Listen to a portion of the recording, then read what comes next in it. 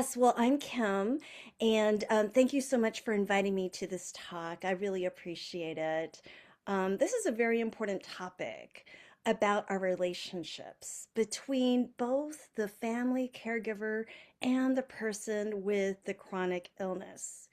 Um, and as mentioned earlier, I have been a caregiver for my husband for the past 20 plus years. He has had ME/CFS for about 30 years, so we had it before we met. At the time we had met, it was more on the mild side where he could still work. We could still go salsa dancing even, just not as not every song that I wanted to dance, mind you, because he had to pace himself, right? But at that time, we could still have a fairly quote unquote normal life, just with pacing. And then, unfortunately, after we got married and had two kids, um, his health just deteriorated over the space of about a year, where he could no longer work. So he had to leave behind the job he loved, and he was not completely bedbound, but let's just say he was in bed probably 80% of the time, could come out to do family meals and go to doctor's appointments. That's about it. Um, and so I was pretty much in a lot of despair, let's just put it this way, as a caregiver, as his wife, managing both, all of his doctor's appointments and working full time, caregiving for two young children as well, and all of those things. At the same time, I was helping my sister caregive for our elderly parents, my mom with Alzheimer's. And so I was just being really squeezed. I was seeking support and answers to how do I get through all of this. So I read books, right? I read blog posts. I attended webinars. I work with therapists. I work with coaches. And slowly over time, I've been able to piece together a lot of things that have really helped me.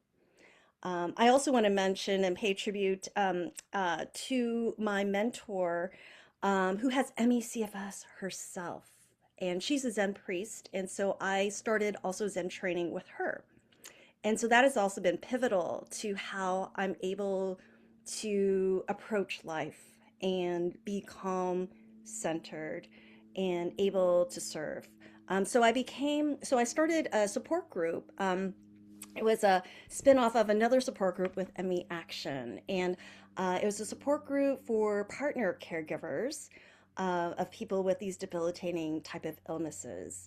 And I've been doing that for 7.5 years. And what happened was I was daydreaming about how can I do more of this stuff that I do on the side as a volunteer as my full-time stuff because I love doing it so much. I found so much fulfillment connecting with others just like me. And so when I was laid off from a corporate restructuring, then I'm like, oh, this is my opportunity. I'm going to do this full time. And so I launched Caregiver Wisdom to do more than just the free monthly support groups, but absolutely that's something I still continue to do today. Perfect. And just pivoting back to the question, when we're talking about the conflict, no, perfect. When you say the problem is often the illness, not the person, because I think when we get frustrated, we say, you do this and that, those, the terse words come out, and it stops being about the situation and it becomes, unfortunately, obviously, I've never done this in my life ever. It starts becoming personalized. But can you tell me what kind of practices helps with that in our day-to-day lives? What does that look like that it's about the illness, that frustration, not the person? Yeah, thanks. This is something that I've had to learn the hard way. And I will just say that yes, my husband and I would get in arguments. And I'm not the type of person who gets in a lot of arguments. I'm pretty much a positive person. I'm very constructive. What can we do to problem solve? But because of the stress and the frustration involved with so many things, not just the illness itself, but the systems, right? Dealing with health insurance, dealing with the pharmacy, the doctor's appointments, all those things that are very frustrating and bureaucratic. it creates such stress and frustration that it's hard to see beyond, right? And just to focus on the tension and the stress. So what I have done in the middle sometimes of an argument, and the occasional argument I have with my husband, I have had to stop myself and just take a deep breath and say, you know what, sweetie? I think we're on the same team. We all want the same thing. I am just frustrated because of the situation we are in. And I really want to help. Let's figure this out together. That simple few sentences changes the whole dynamic of that conversation we're having. It's really powerful concept. We're on the same team, right? And I think that comes across the minutes of this talk, right? Because I think, and like you said, many of us might not be very naturally pursuing conflict, but like you said, the situation of navigating medical systems, navigating high stress, navigating a loved one who's very, very sick, you can't be perfect. So it's only natural to have those reactions sometimes, not all the time, obviously. And then having those tools to be able to stop yourself in that moment and say, okay, let's take a moment. This is the medical system. This is the health. This isn't you or I. Yes. So I think, yeah, that's a really important point. And I think I suppose many of us probably struggle with that and might be shocked sometimes how we respond, right? Um, in your opinion, then, how can I suppose how can families and couples create moments where they relate to each other beyond illness and caregiving? Because I know for yourself, I suppose lots of caregiving might take over that initial relationship. How do you kind of still cultivate that initial relationship beyond the caregiving? Yeah, this is a really great question. I struggled with this for many years in the initial years of the depths of his, I would say at that time, severe ME, right? And it's really hard because as a caregiver, your day is filled with a lot of responsibilities, a lot of tasks, and quite frankly, emotional weight of what you're doing and what your loved one is suffering from.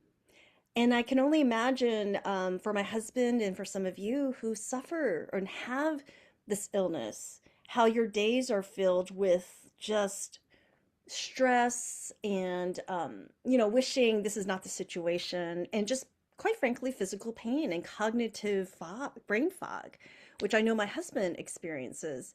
um, I think what's really important is to not neglect the underlying relationship. And I think then you have to remember, even for healthy individuals, you need to spend a little time and energy to nurture the relationship and feed it. So it doesn't have to be a huge to do, right?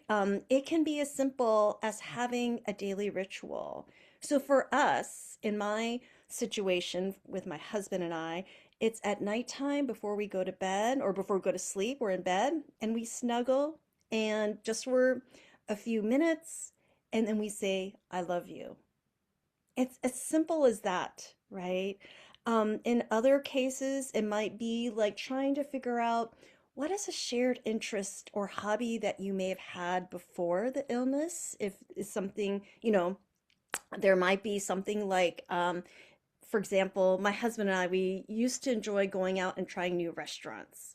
And now we can't really go out much. So now either we'll do takeout or I'll now cook, right? And try different recipes to kind of get that little version of what we used to enjoy together, right? So you accommodate, right? And you create a different version.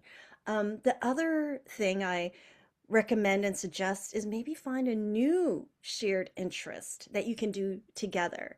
So again, in my husband's and my case, he grew up watching anime and I did not. And he started saying, "Hey, what do you think about watching this anime show?" And I'm like, "Okay," and we started watching anime every night after dinner. And now we have like favorite shows, and now we have now our two boys are now teenagers, and now they've grown up with this hobby and interest where we do it as a family. So it's really nice to like think of what are some things that you can do together um, that works for your situation. I love that. I saw some stars coming up. We have some anime fans in the group.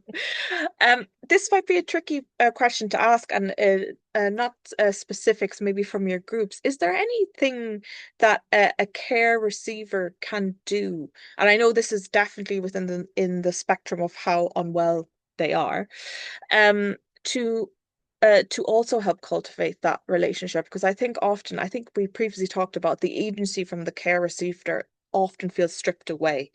And often these caregiving relationships, the focus is what can the caregiver do? What does the caregiver need to do? But for the care receiver, sometimes if it's within their capacity, obviously if they're very severe, it's not possible. But if it's within their capacity, is there anything they can do or that you've heard from other caregivers that they said, wow, I really felt recognized or that really helped cultivate the relationship beyond caregiving? Yeah. Um, so I think it really will differ depending on the person, right?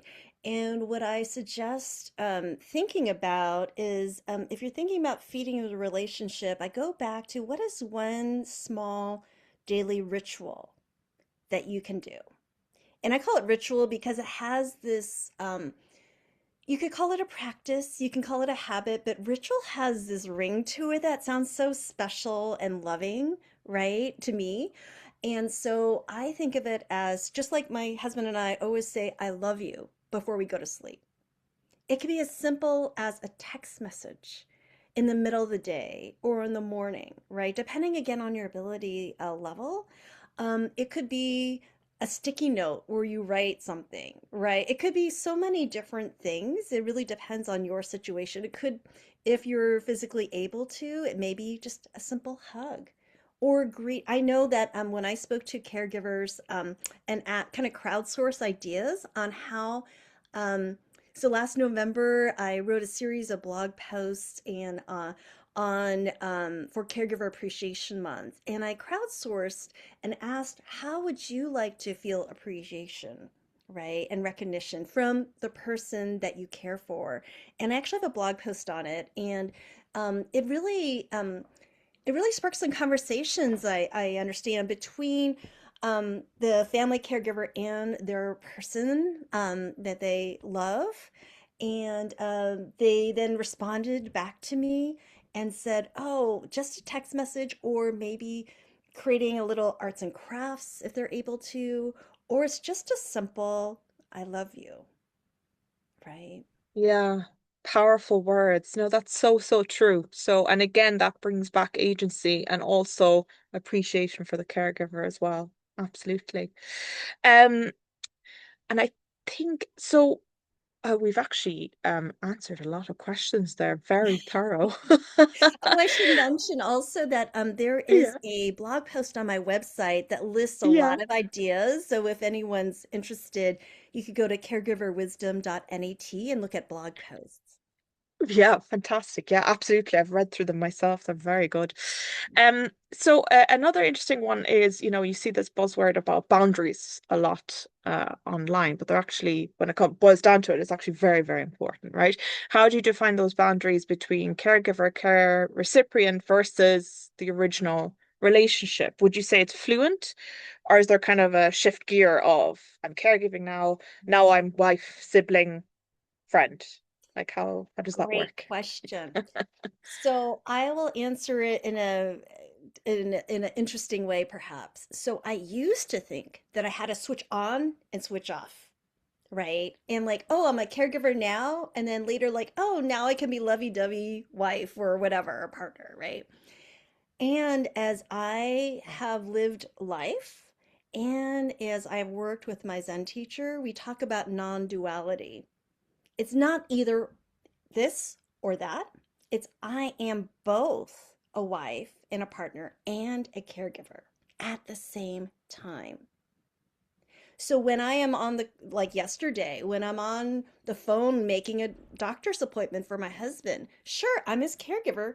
I'm also his wife, his partner at the same time. There's no distinction. There shouldn't be, right? You can be both at the same time.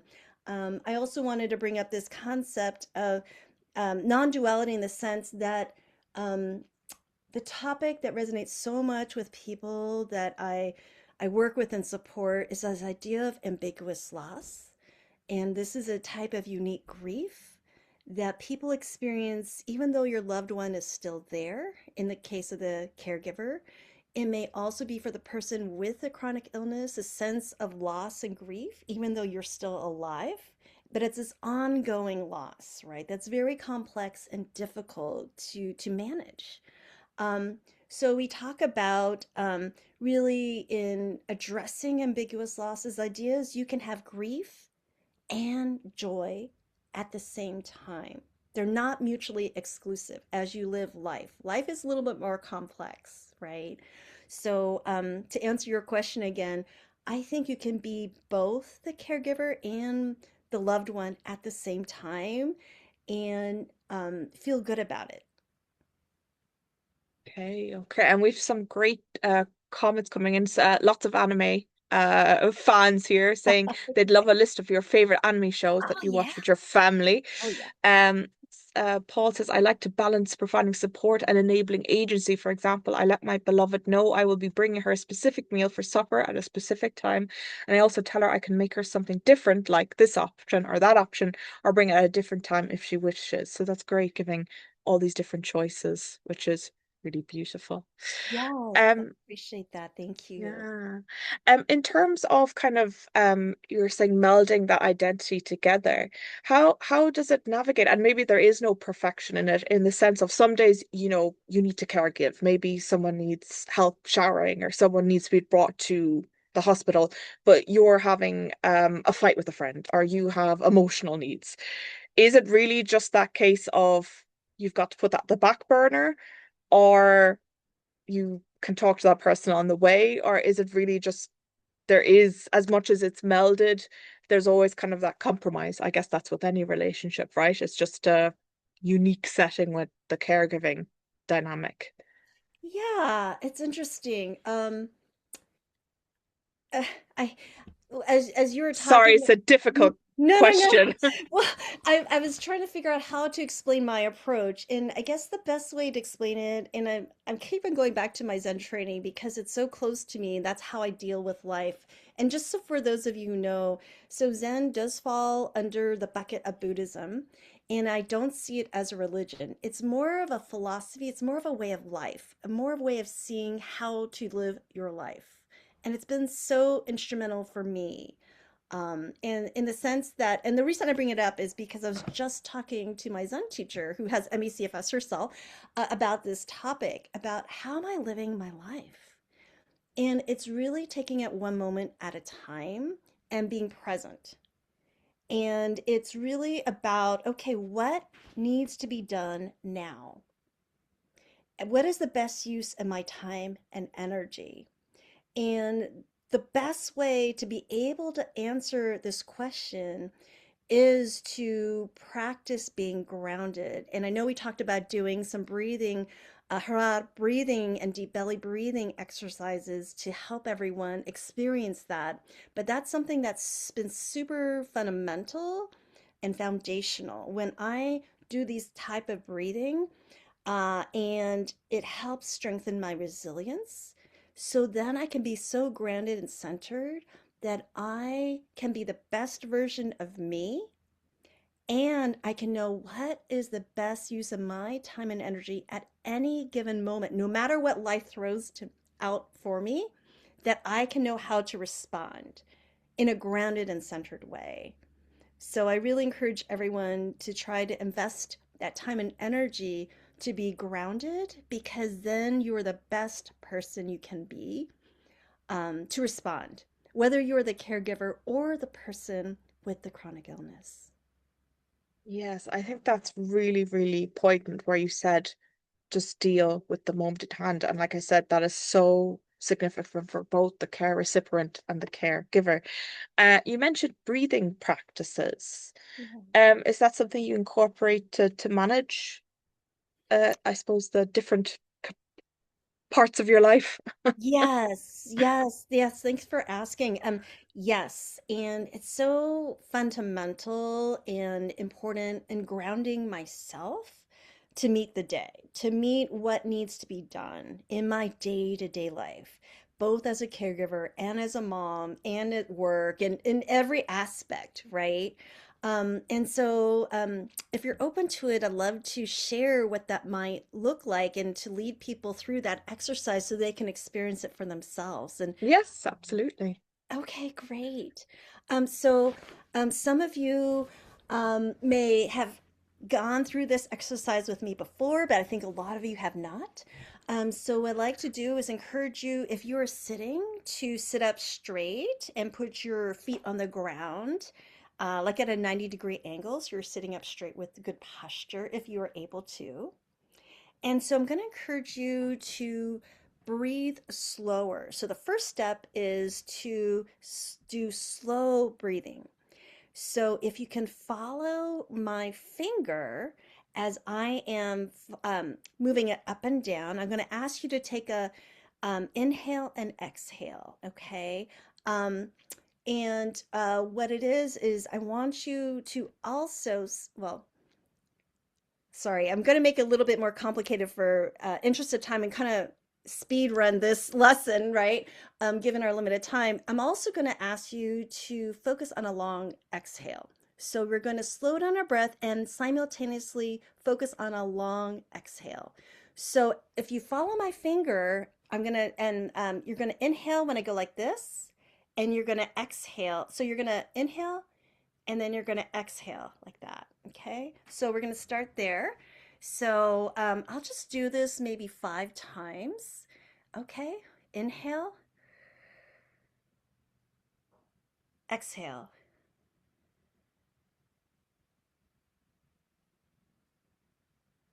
inhale, exhale,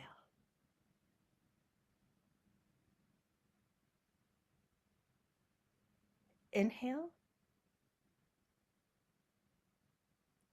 exhale,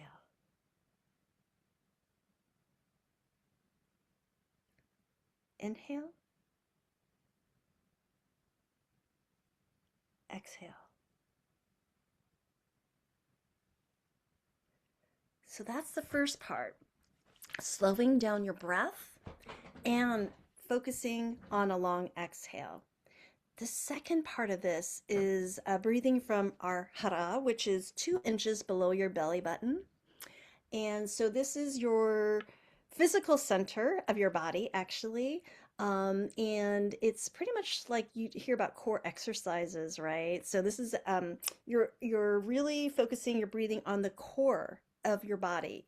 And so I encourage you to put your right palm over that part of your body, 2 inches below your belly button. And I want to encourage you to breathe into that hand so you can feel like your belly is expanding like a balloon as you breathe in and out. So you should be able to feel your hand move up and down as you're breathing in and out. Okay. This is how we used to breathe when we were babies. And this is how we're supposed to be breathing because we came out of the womb this way. When we get stressed, we tend to breathe from our chest and we tend to breathe shallowly and quickly when we're anxious and stressed. So the idea is to really visualize and feel that you're breathing from your lower belly. Okay.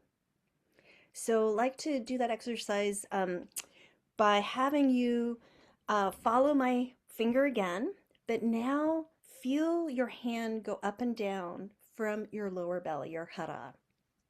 All right. We'll just do this maybe 3 times for interest of time, and I encourage you to do it on your own. Okay. I'll go in, out,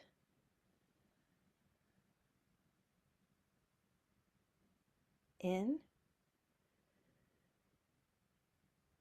out,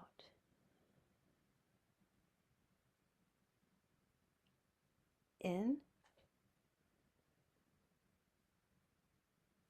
out.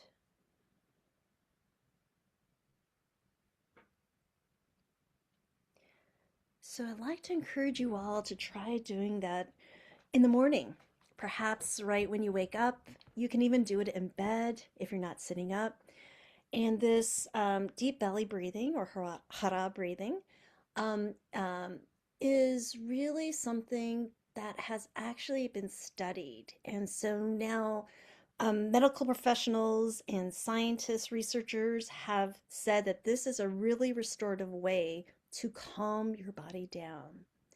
So that is something that I encourage everyone to try practicing first thing in the morning. So you start out the day on a good foot and do it right before you know you're going into a stressful situation, whether it be a stressful conversation you're going to have with your loved one or something you really don't want to do maybe, or you're going into a doctor's appointment and you're a little stressed about it. This will help calm down any anxiety or stress you may have. And the idea is to practice this as much as you can. Maybe you're waiting in line at the grocery store or you're washing your dishes. You can do this too. And the more you do this, you can be breathing like this all the time. And that's going to really help your nervous system get calmed down. When you calm down your body, you also calm down your mind, and you can be the best you. Thank you so much, Kim. That was lovely. Casey says, I really appreciate your breathing exercise. And I've been having tachycardia all evening and it's already calmed down. So thank you so much, Kim. That was just what the doctor ordered. We will go into audience questions very soon. Okay, another 5 minutes. I have one last question, probably from more a care recipient angle, and then I think we have a couple of caregiver questions. So don't worry, guys, haven't forgotten at all. So I think I'll combine these two. Many people living with chronic illness worry that they become a burden. How can they navigate these feelings without letting guilt define the relationship? And I'll kind of combine this too. How do you navigate the disappointment, frustrations of your caregivers regarding their life plans? So it's a lot about the guilt of the care recipient, I think there. Yeah. How do you navigate those feelings? Yeah. My first answer is everyone is worthy. Every human being is worthy. No matter your ability level in terms of your physical ability, cognitive ability, you are worthy in your own right. So I start there. Okay. I know it's really hard to sometimes believe it. And my husband will, when he's in his worst moments, the darkest moments, and he confides in me about how he's feeling and experiencing his life being, so disabled and so sick that he can't live the life he thought he would have, I have to reassure him that he is worthy, that he is an amazing father to our two sons. He's a wonderful partner to me. While he's not physically able to do a lot of things, I rely on him so much, right? And he is a great advisor. He is someone, sorry, I'm just tearing up. He's my hero, even though he's a sick one. And he's the strongest person I know. He's the That's strongest beautiful. person. And he inspires me in his own way. He still continues on in his own way, the best he can. And you know, I'm grateful. And so he should feel worthy because he does so much for our family in his own way. Mm. Thank you so much, Caitlin. I'm sorry to have made you cry, but thank you very much. And your husband sounds like a very special man. And I think for a lot of the care receivers listening and myself as a care receiver, it's really special to hear and I think for all of us sitting here, because I think um a caregiver care receiver is a very unique relationship, right? And I think a lot of other people outside of this dynamic won't really understand it, and we're actually on a team.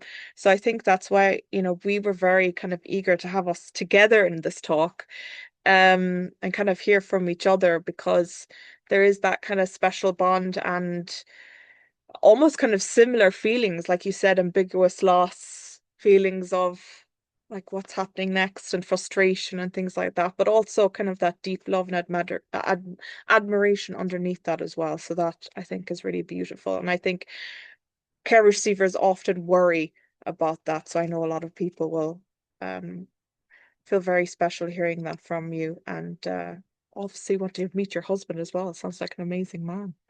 Yes. Yeah. I'm lucky. He's lucky to have you, Kim. My goodness, both of you. Thank you, Kim. So, we'll go into a lots of hearts coming in here. Um, I'll just go into some of the audience questions if that's okay. Yes, of Yeah. course. Okay. Paul says, Kim, you speak of being caregiver and wife and partner. I would have expected trying to fill all three roles, and I would say mother as well, right? At the same time would increase the stress. Yes, I hear freedom and joy in your voice. Can you explain this? Brackets, probably something you have discovered in your self-wellness practice. Yes, yes, absolutely. Um, Thank you, Paul. That's so kind of you to say, and I appreciate your noticing and commenting on it. Um, it's a reflection of this continual self-development and self-growth that I've invested in myself. It's so easy to go into the pity party mode, and believe me, I've been there. I have been there, and I realize I need to lift myself out of that. Life is too short. We need to find the joy. We need to find the love and lean into that, right? And that is what makes life worth living.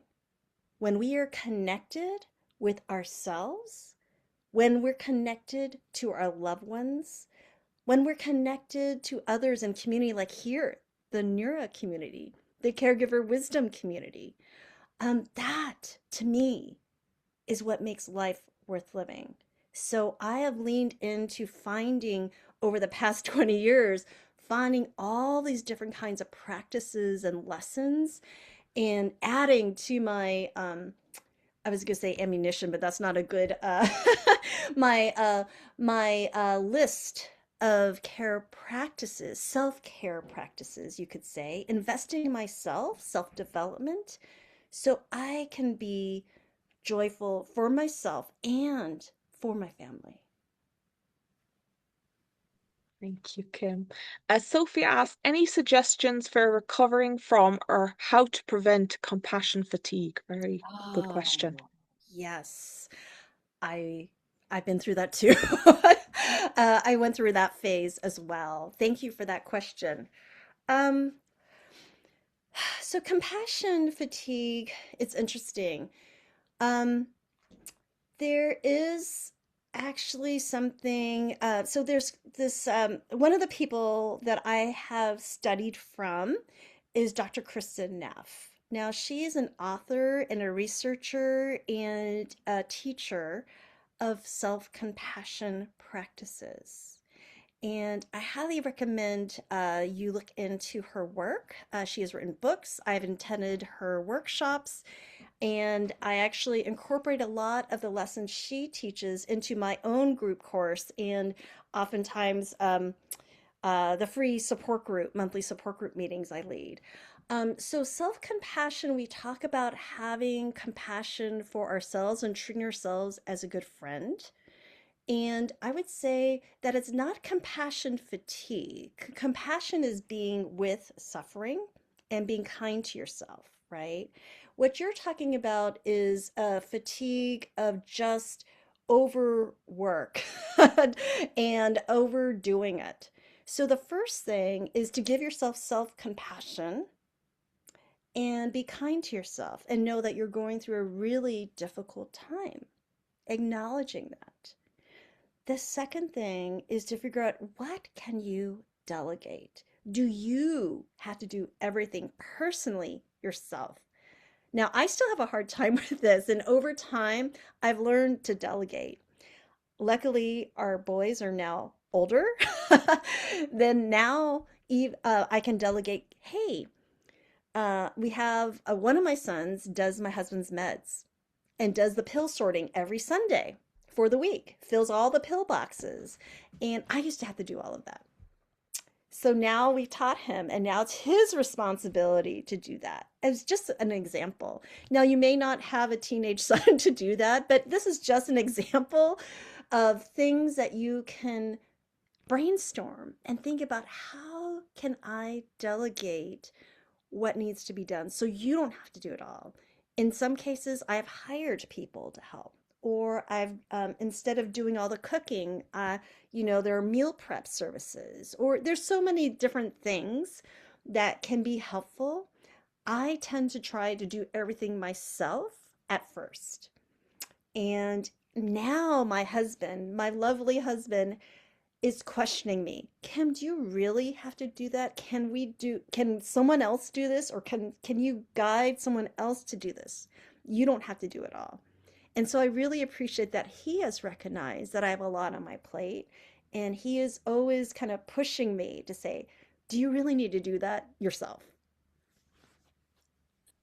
I That's hope that very good. I hope that answered the question, and please let me know if it didn't, and if there's more follow-up questions around that, because it's a big topic for sure. Y- Absolutely. Casey asks, I'd love to know if you've any go-to self-talk phrases you repeat to yourself to encourage a mindset of teamwork between you and your suffering loved one. Hmm. Interesting. That's a good one. Yeah, I think the very simple phrase that we are a team can be, the shorter the better, right? And just reminding myself that.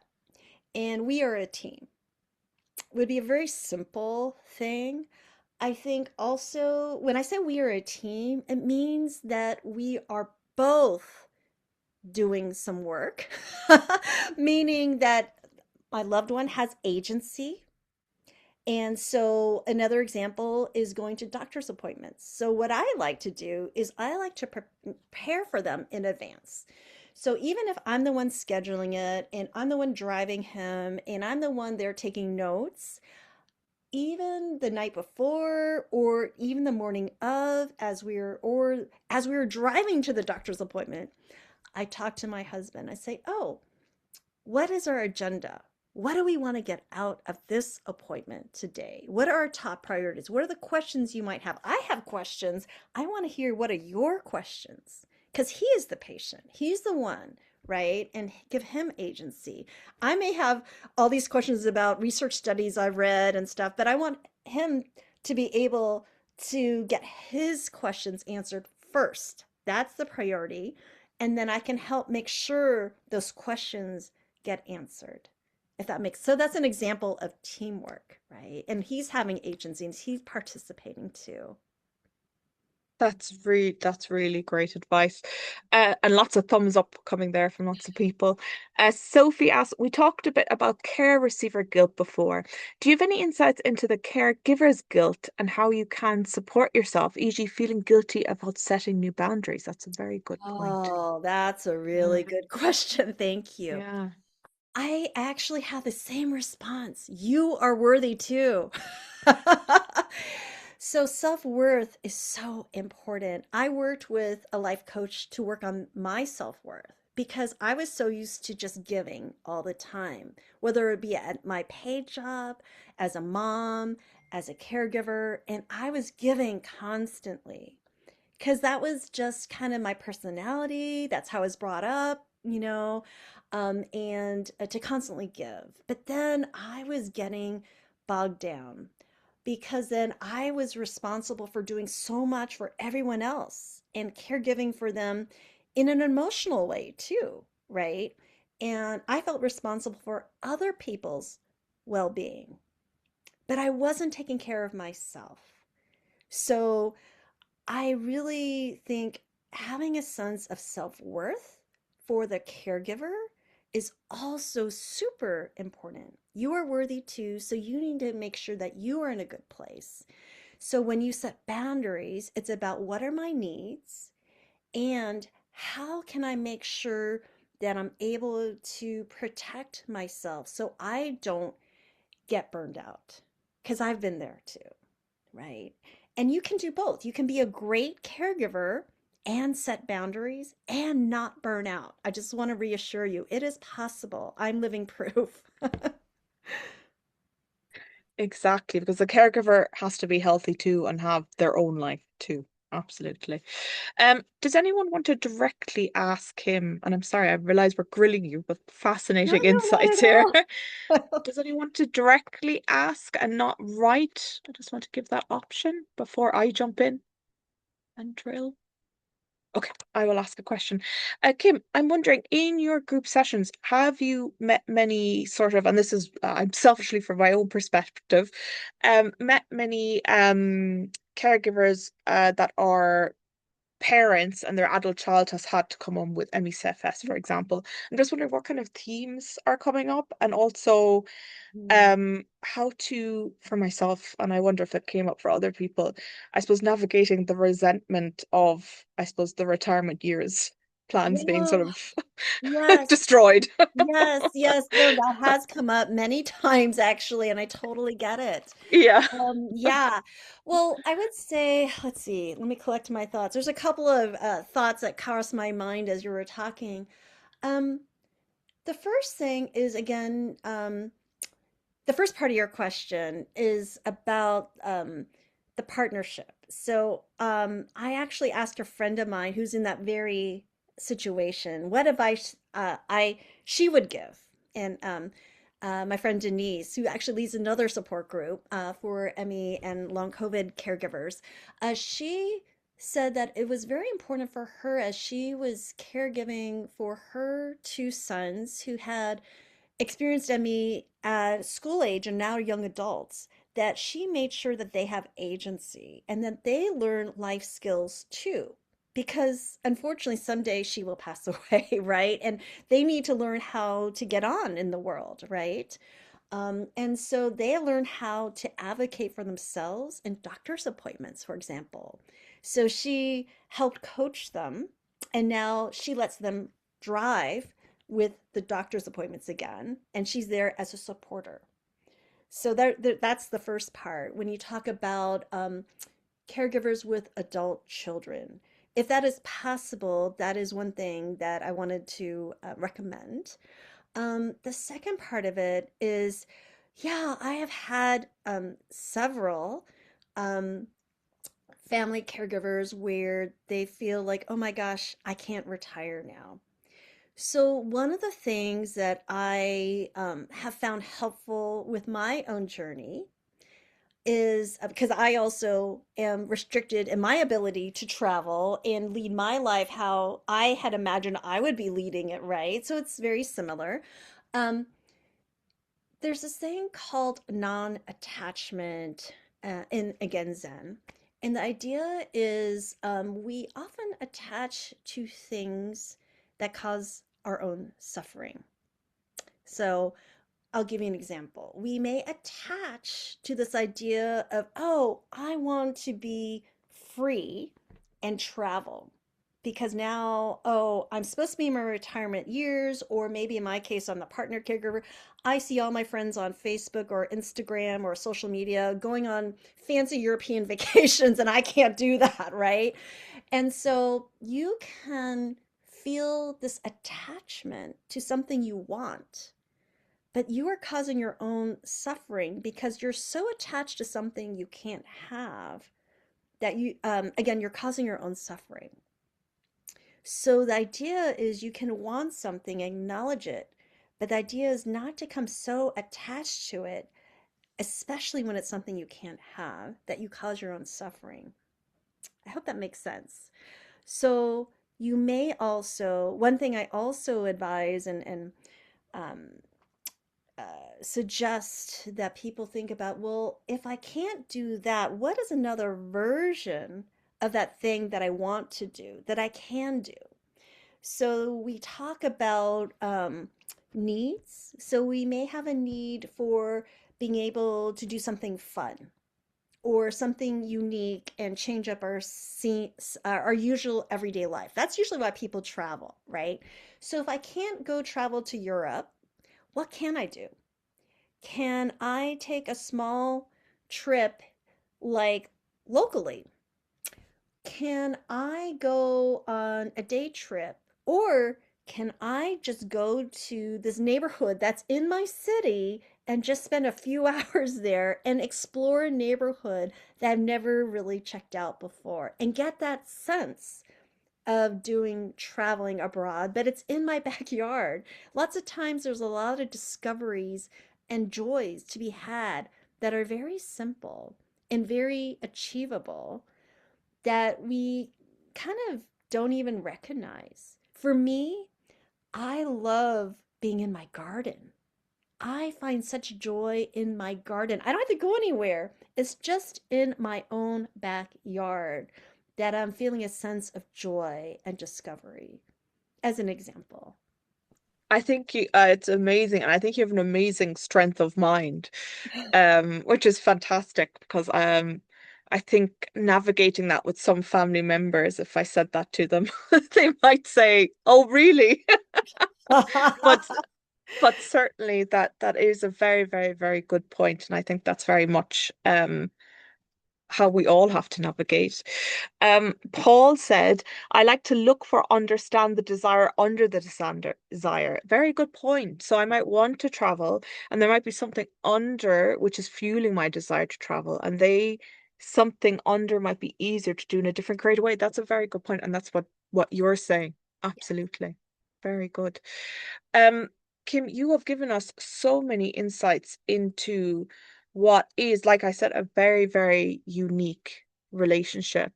If you, I know this is a huge question to ask, but if there is one thing you could give us all to say, look, this is really, if I could give you a kernel of wisdom of how to improve your communication, how to improve, strengthen your relationship between caregiver and care receiver, what would be the main kind of message you would give us? Oh, wow. That is sum it all up. Just one No thing. pressure, Right, no I know. pressure.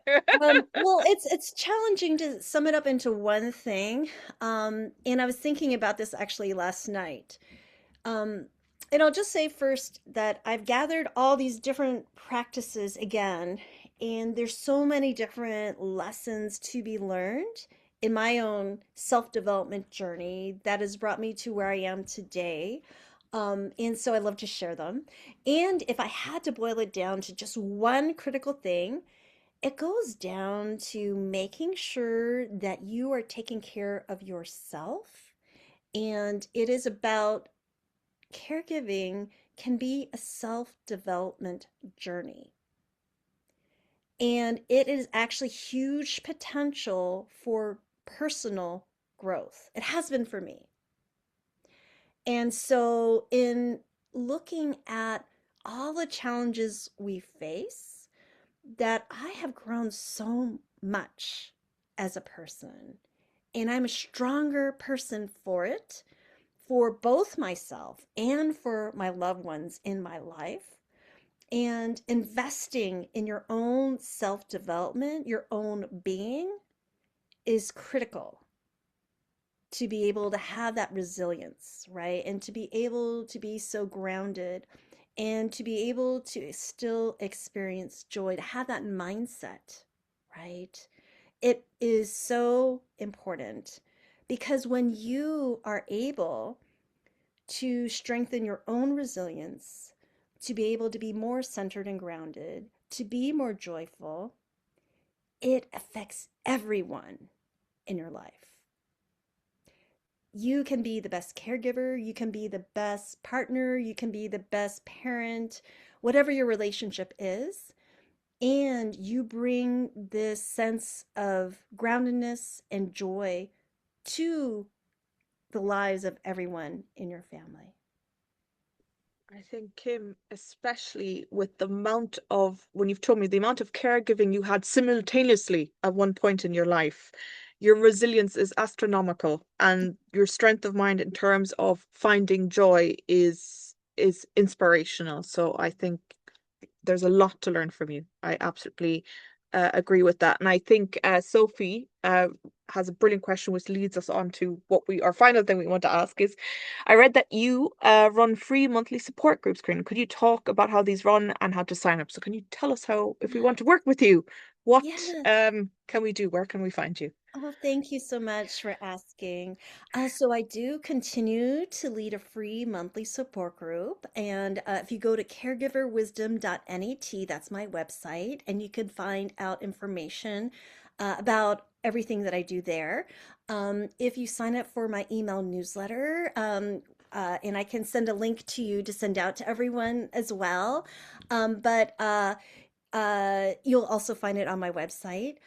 What I'd like to say is I do offer the monthly support groups, and I also do group workshops and group courses and one-on-one coaching. I also write blog posts and in my weekly newsletter as well as social media posts, I try to offer a lot of free resources. Um, so I'm actually thinking about after being so kindly invited for this talk with the NURA community, it made me think more about maybe I should do a workshop, a longer workshop than an hour, on focusing on the relationships between, the person who's the caregiver and the care recipient. Um, and I was thinking about doing maybe a 2 or 3 hour workshop, just focus more on lessons I've learned, and then having people maybe practice some things. And so if anyone's interested, feel free to reach out to me. You can email me at kim@caregiverwisdom.net. I was thinking about offering it sometime next month. I also have a group course, and I teach uh, group courses to chronic illness caregivers with the idea that I just wanted to share all the lessons I've learned over the past 20 years. Um, it's kind of like when you learn something and you realize it works, you want to share it with people, right? To help alleviate their own suffering. And so they're not so feeling so overwhelmed as I once did. So in these group courses for chronic illness caregivers, we meet every other week, and I have lessons that I share. And then we come together as kind of like a hybrid support group and a course. Um, my next group course is actually starting in next month. It's called Navigating Change. And the idea is how do we navigate the change within ourselves, our changing relationship with ourselves, as well as with our loved one and others, maybe families and friends, maybe coworkers.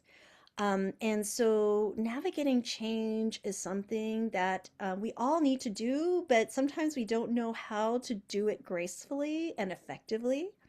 And so here in this group course, I'll be sharing lessons I've learned. And I've mentioned some of these tidbits here, but I go into a lot more depth and have the bandwidth, right? Because it's more than just an hour squeezing in little bits and pieces. But if anyone's interested, I'd love to talk with you. Perfect. Do you have a link to that workshop, or is it not? Yeah, it's actually Yeah. on my website. And if you go to my I'll send you a link, or I should have gotten prepared. Here, let me go to my browser window and open it and send a link in the chat. But Yeah, that'd I be don't know if perfect. there's the ability to send links out to everyone who has signed up for this, but let me send that in the chat. Charlie very kindly sent your services page. Oh, thank So you. Thank you so much, Charlie. And then here is also a link to my group courses. It lists all three group courses that I teach at different times of the year. So the Navigating Change is the one I do in the fall, and that's the last one mentioned on this webpage. The first two, the other one is called the other two are called um, Strengthening the Resilient Self, and that I do generally at the end of January. And then the second one is on ambiguous loss, which I mentioned earlier, that unique type of very complex grief. Mm. and how do you heal? How do you get on to the journey of healing from ambiguous loss? And so that course is taught in, I think it's a May-ish timeframe. Perfect. And Paul says your Mighty Network space for caregivers is Yes. really good too. It's Oh, very thank good. you. We've got the fans here, which is fantastic. So, Kim, thank you so much. This was such an illuminating discussion. Christian says, thank you so much, Kim, for your clarity, your calm, and your inspiration. It means a lot. I think you really provide the support for people that often are forgotten, I think, in a lot of these spaces. Star is asking for the anime list, so I don't know how we're going to get that to you. And Casey would like the list as well. Oh my So, gosh, email me, email yeah, me. email, And then email. I want to hear what are your favorite animes too. So I'm going to put it on my Yes, watch list. yes. So email, very serious request here. But Kim, thank you so much, and many thanks to your insights and to your family and everything that we've learned. And I think we can all come away, both caregivers and I know some care receivers here who are present, we can come away with a strong idea of how we can strengthen our relationships in this kind of unique dynamic. So thank you so much, Kim, and enjoy the rest of your day. Thank you, everyone. Good to see you all. Take good care. Thanks, Thank you. Kim. Thank you. Thanks for Bye. inviting me, Lydia. Bye. Bye.